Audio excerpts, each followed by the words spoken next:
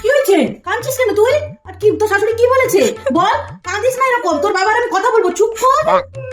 আজকে আমার শাশুড়ি মা আমাকে ঘরে যা যা কাজ করতে বলেছে আমি সব করেছি, তাও আমাকে ঘর থেকে বার করে দিয়েছে।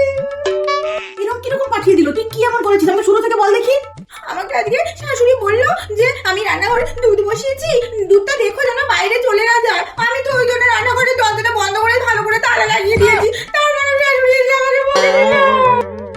হা কপাল কপাল কপাল, কি মেয়ের জন্ম দিয়েছিলে বাবা। জানিস এরকম ঘুরে লোকে ডিভোর্স পর্যন্ত দিয়ে যায়। ভগবানের অশেষ কৃপা, তোকে ওরা ঘরে এখানে পাঠিয়ে দিয়েছে।